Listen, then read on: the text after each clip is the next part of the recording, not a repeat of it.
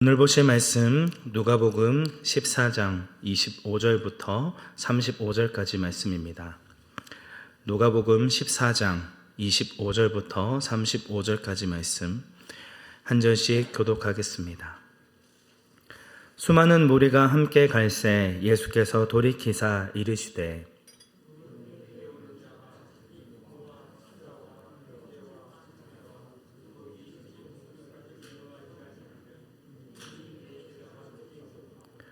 누구든지 자기 십자가를 지고 나를 따르지 않는 자도 능히 내 제자가 되지 못하리라.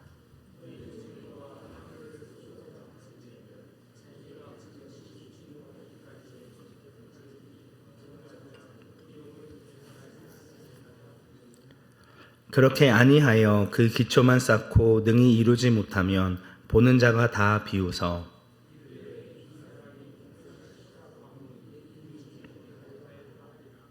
또 어떤 임금이 다른 임금과 싸우러 갈 때에 먼저 앉아 1만명으로서 저 2만명을 거느리고 오는 자를 대적할 수 있을까 헤아리지 아니하겠느냐.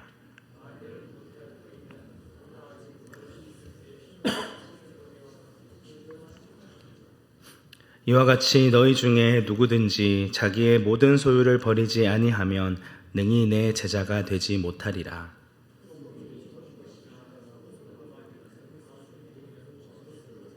함께 읽겠습니다. 땅에도 걸음에도 쓸데없어 내 버리느니라. 들을 귀가 있는 자는 들을지어다 하시니라. 아멘. 오늘 본문의 말씀은 제자에 대한 말씀입니다. 10절밖에 되지 않는 짧은 본문에서 제자라는 단어가 3번 반복해서 나오고 있습니다. 예수님께서는 직접 어떤 사람이 자신의 제자가 될 수 없는지에 대해 말씀하고 있습니다. 이를 바꿔서 생각해 본다면 어떤 사람이 진정으로 예수님을 따를 수 있는 자인지를 살펴볼 수 있습니다. 이 말씀은 갑작스럽게 나온 주제인 것 같아 보이지만 전문맥과 연결되어져 있습니다. 14장 1절 말씀에서 예수님은 바리새인 지도자의 집에 초대를 받아 갔는데 여기에서 자신을 초대한 주인을 향해 사람들을 식탁 교제에 초대할 때에는 형제나 친척, 부유한 이웃 사람들을 초대하지 말고 그에게 전혀 갚아줄 수 없는 가난한 자와 지체장애인들, 맹인들을 초대하라 말씀합니다. 이러한 갚을 것이 없는 자들을 초청하여 그들을 배불리 먹여주는 것이 너에게 복이 될 것인데 그 복은 의인이 부활할 때에 갚음을 받게 될 것이다 라고 말씀하십니다. 하지만 이 말씀을 듣고 기분이 상한 한 사람이 나타나서 15절 말씀에 무릇 하나님 나라에서 떡을 먹는 자는 복되도다 라고 이야기합니다. 이 말을 풀어서 설명한다면 우리 바리새인 지도자들은 하나님의 율법을 따라 모범을 보이고 살아가므로 당연히 하나님 나라에서 떡을 먹을 자들인데 왜 굳이 가난한 자들과 몸 불편한 자들을 청해야 합니까? 격떨어지게. 그런 말도 안 되는 소리 하지도 마세요 라고 하는 의미입니다. 이에 예수님은 잔치 비유를 통해 하나님 나라에 들어갈 수 있는 사람이 누구인지를 말씀하십니다. 많은 사람들을 청하였음에도 불구하고 이전에 가겠다고 했던 사람들이 다 일치하게 사양합니다. 나는 밭을 샀음에, 나는 소 5겨리를 샀음에, 나는 장가 들었으니 가지 못하겠다 거절했다는 것이죠. 지금이나 그때나 밭을 사고 소를 사고 장가 드는 일에는 많은 경제적인 비용이 들어갑니다. 거절의 내용이 다 자신들이 뭔가를 샀으니 미안하지만 못 가겠다라는 뜻입니다. 당신의 잔치에 참여하는 것보다 내 자신의 소유와 재물, 명예가 더 중요하다는 것입니다.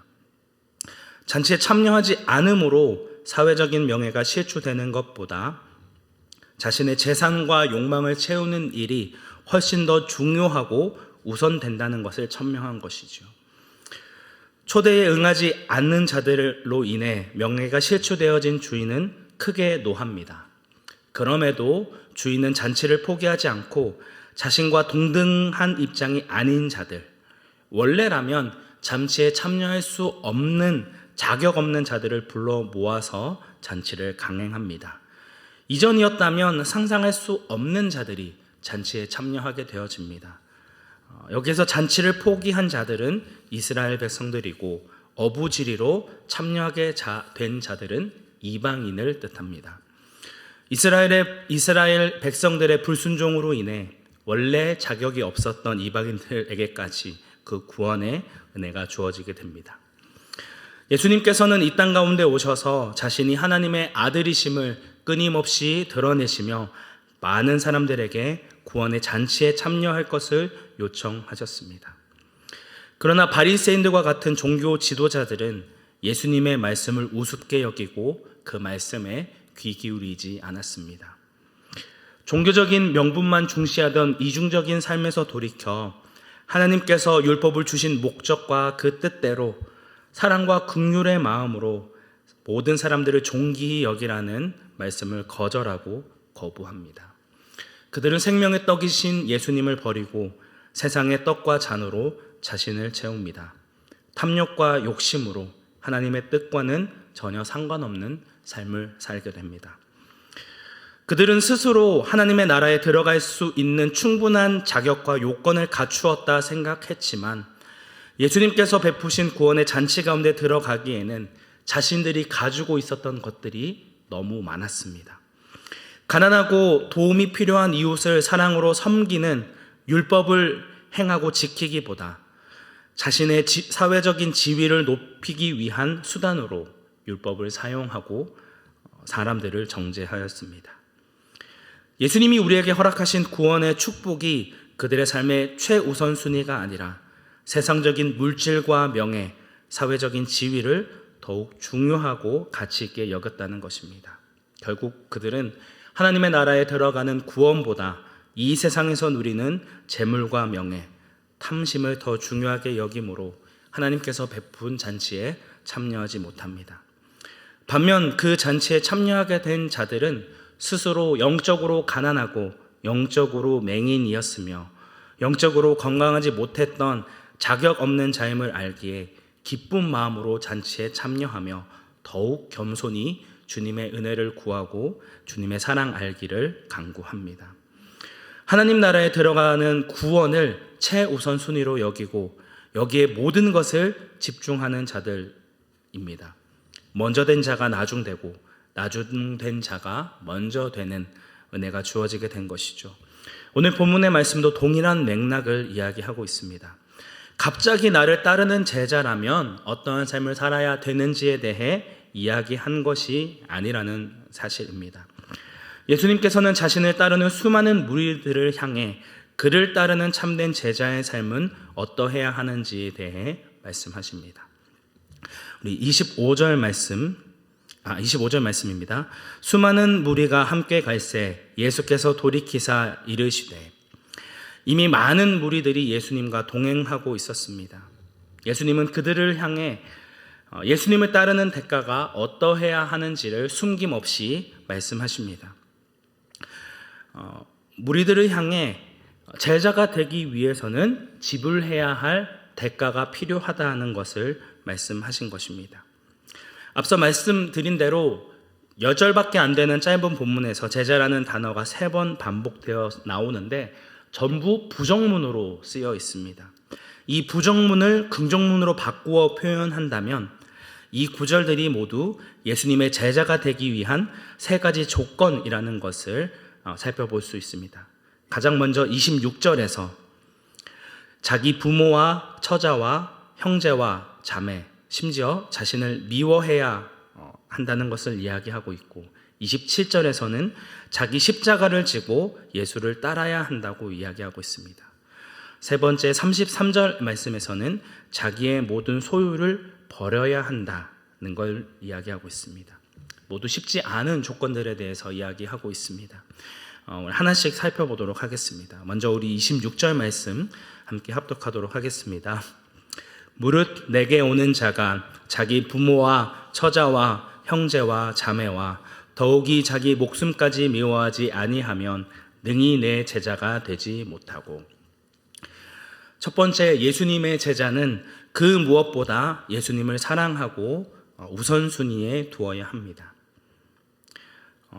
예수님께서는 자기 가족뿐만 아니라 자기 목숨까지도 미워해야 한다고 말씀하시는데, 가족의 중요성을 무시하시기 때문에 이런 말씀을 하시는 것이 아닙니다.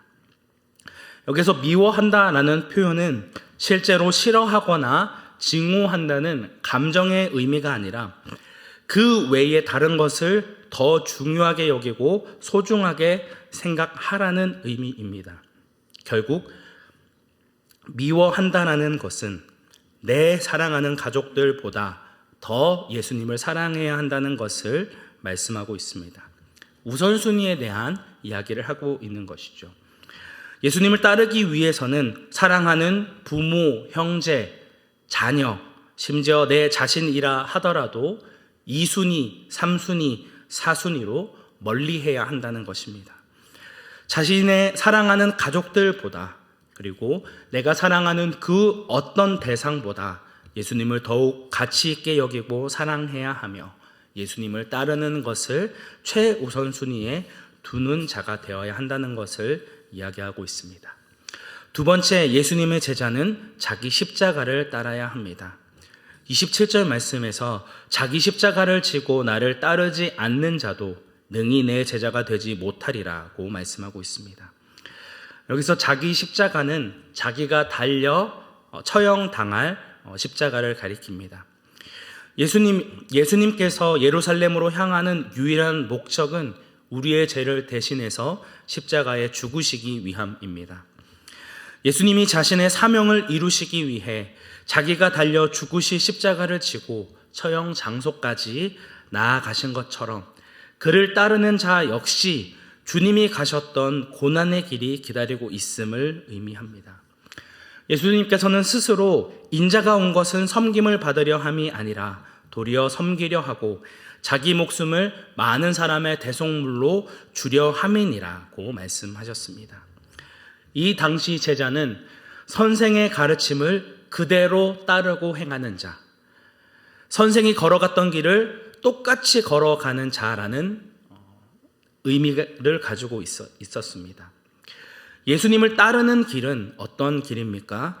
전 문맥의 바리새인들과 같이 높은 자리에 앉고 부와 명예를 갖는 것이 아니라 오히려 스스로 낮아지고 겸손한 마음으로 예수님과 이웃을 섬기며 자신이 소유하고 있는 것을 내어주는 삶을 살게 된다는 것입니다. 이것이 우리를 구원하시기 위해 예수 그리스도께서 택하신 십자가의 길이고 이제 예수님의 제자인 우리가 따라야 할 길이라고 하는 것이죠. 우리는 예수님 믿는 것을 너무 쉽게 생각합니다. 교회 안에 수많은 사람들이 예수님을 믿는 제자라고 고백합니다. 하지만 고백하는 자는 많지만 실제로 제자의 삶을 살아가는 사람은 참으로 적습니다. 무엇이 문제일까요? 예수님을 따르지 않고서도 예수님이 걸어 나가신 십자가의 길을 걷지 않으면서도 믿음 생활이 가능하다 생각하는 것이 문제입니다. 참된 믿음을 가진 자는, 참된 예수님의 제자는 예수님이 걸어가신 십자가의 길을 따라 자기 십자가를 지는 자들이라고 하는 것입니다. 더 이상 자기를 위해 사는 자가 아니라 하나님의 나라를 위해 자신을 희생하고 내어주는 것. 가족보다, 나보다 더 예수님을 사랑하고 따르는 자가 예수님의 제자라는 것입니다. 예수님께서는 그를 따르는 제자가 어떤 존재인지에 대해서 이야기하시면서 그의 제자가 되기 위해서는 큰 희생을 감수해야 하고 많은 대가를 지불해야 할 것을 두 가지의 비유를 통해 말씀하고 있습니다. 먼저 28절부터 30절까지에 나오는 이 첫 번째 비유는 망대를 건축하고자 하는 사람의 비유입니다. 망대를 건축하고자 하는 사람은 총 공사비가 얼마나 들어가야 하는지 미리 계산하고 충분한 자금이 확보되었는지를 확인한 다음 공사에 들어가야 합니다. 그렇지 않으면 중도에 포기하는 일이 생기게 되어집니다. 그래서 많은 사람들로부터 비웃음을 당하고 수치를 당하게 되어지지요. 마찬가지로 예수님의 제자가 되고자 하는 자도 이와 같이 제자의 길을 가는데 지불해야 할 희생과 대가를 정확하게 예측한 다음 냉정하고 진지하게 결정을 내려야 한다는 것을 강조하고 있습니다. 그렇지 않으면 중도에 포기하는 일이 발생할 수 있다는 것이죠. 두 번째 비유는 전쟁의 비유인데요. 31절부터 32절까지 말씀 함께 합독하도록 하겠습니다. 또 어떤 임금이 자기 임금과 싸우러 갈 때에 먼저 앉아 1만 명으로서 저 2만 명을 거느리고 오는 자를 대적할 수 있을까 헤아리지 아니하겠느냐. 만일 못할 터이면 그가 아직 멀리 있을 때에 사신을 보내어 화친을 청할지니라. 두 나라의 왕이 서로 전쟁을 할 때에도 마찬가지로 정확하게 예측해야 합니다. 먼저 적의 규모와 군사력을 정확하게 평가한 후에 승산이 있으면 맞서 싸울 수 있습니다. 하지만 그렇지 않을 경우 전쟁에서 패하는 수치를 피할 수 없습니다. 적을 이길 수 없다면 다른 방법을 사용해야겠죠. 적과 화친을 청하거나 혹은 전쟁을 이기기 위해 외교를 맺거나 필요한 군사를 더 확보하는 일은 너무나도 당연한 일입니다. 앞서 두 가지의 비유에서 이야기한 것처럼 개인의 재물의 문제나 나라의 흥망성쇠를 결정하는 전쟁을 앞두고도 치열하고 분명하게 계산을 한다면 하물며 예수를 따르는 문제, 우리의 영원한 생명의 문제를 판가름 지을 수 있는 중대한 문제 앞에 계산을 하지 않을 수 있을까요? 그렇지 않죠. 치열하게 계산해야 합니다. 어느 곳을 향해 가야 할지 분명하게 결정하고 계산하고 또 생각해보고 그 길을 따라야 하겠죠. 그런데 우리는 이러한 계산을 제대로 하지 않은 채 스스로 너무 쉽게 예수님의 제자라고 이야기합니다. 예수님의 말씀을 순종하고 그 말씀을 따르는데 분명히 필요한 대가가 지불되어야 한다는 것을 간과하며 살아갑니다. 세상에서 누릴 수 있는 복과 하나님의 복을 동시에 얻을 수 있다라고 생각하며 적당히 세상과 타협하며 무난하게 신앙생활을 하려고 합니다. 그런 우리를 향해 예수님께서는 이 두 비유를 통해 이렇게 말씀하고 있는 것입니다. 만약 나에게로 오는 비용을 정확하고 분명하게 계산하지 못했다면 나에게 오지 말라고 경고하고 있는 것입니다. 오늘 본문은 집요하게 그리스도께 나아오려면 비용을 계산해야 한다는 것을 강조하고 있습니다. 그리스도에게로 나아가고자 하기 위해서는 나의 사랑하는 부모, 아내, 자녀들, 심지어 내 목숨보다도 하나님을 더 사랑해야 한다는 것입니다. 이것이 바로 자기 십자가를 지고 예수를 따르는 제자의 마땅한 태도이며 자세라고 하는 것입니다. 결국 예수님을 믿고 따르는 제자의 삶은 그것을 위해 많은 것을 잃어버린다는 것을 알고도 감수하는 삶이라 할 수 있습니다. 예수님을 믿고 따르려 할 때 세상에 많은 것을 잃어버리게 됩니다. 그럼에도 예수님을 따르는 제자의 길을 선택할 수 있느냐? 그를 따르고자 할 때 예상되어지는 수많은 상실과 어려움 가운데도 그분을 따를 수 있느냐를 철저하게 계산해 보아야 한다는 것입니다. 그리고 계산을 모두 끝낸 제자들에게 마지막 한 가지 조건이 덧붙여집니다. 33절 말씀 함께 합독하겠습니다.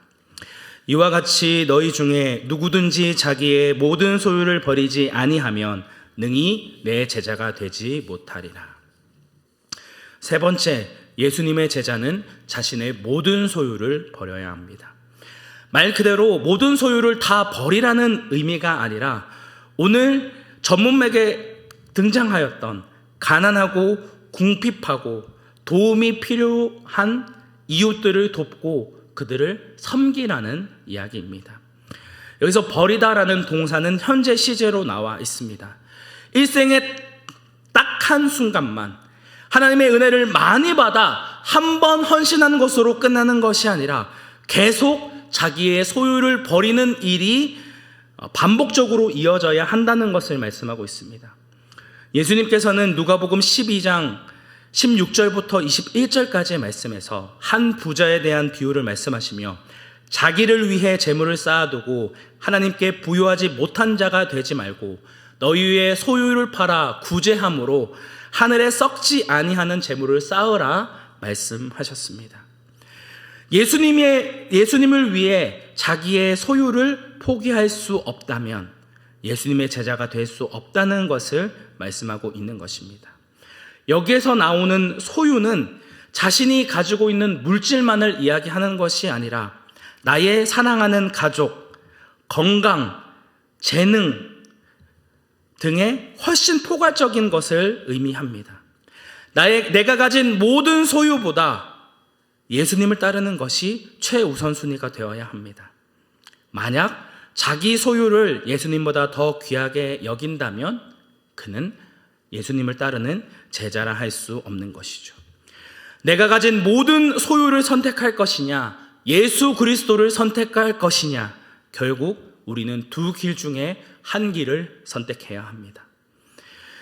자신이 하나님의 자리에 앉아 내 자신의 정욕과 욕망대로 살아가는 삶을 택할 것인가, 자신의 삶의 주인이 하나님이심을 알므로 자신의 소유하고 있는 모든 것을 내어주고서라도 주님의 뜻에 따라 살아가는 사랑의 삶을 살아갈 것인가, 심각하고 치열하게 고민해 보아야 한다는 것입니다.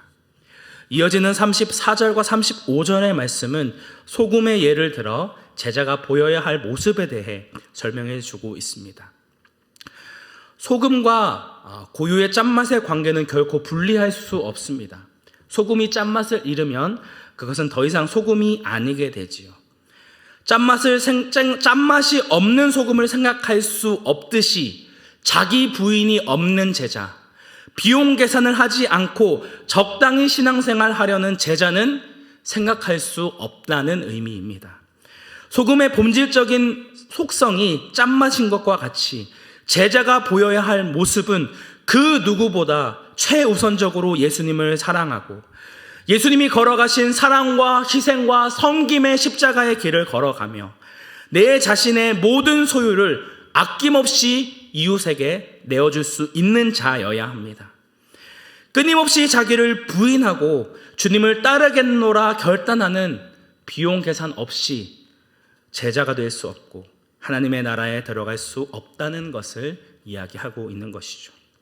사랑하는 온사랑교회 성도 여러분, 여러분은 예수님에 대한 비용 계산을 끝내셨습니까?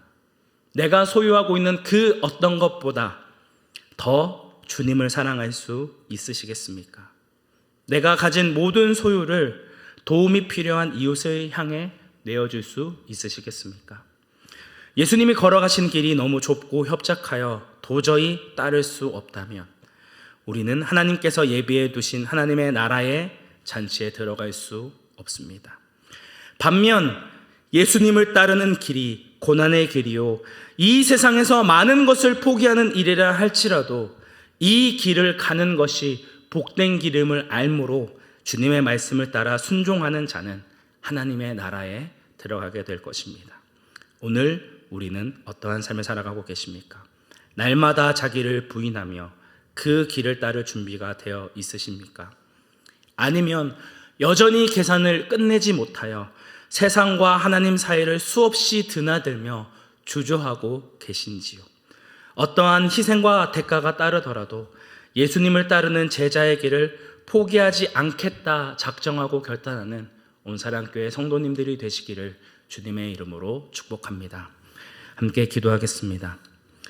은혜가 충만하신 하나님 아버지, 우리가 너무나 쉽게 예수님의 제자라 이야기하고 예수님이 우리의 삶의 주인이라 이야기하지만 그 길을 따르는 희생과 대가 없이 비용 계산 없이 제자라 이야기하고 있지는 않은지, 예수님을 따르는 현재의 삶을 살지 않으면서도 여전히 예수님을 따를 수 있다고 이야기하고 있지는 않은지 다시금 우리의 모습을 돌아보기 원합니다.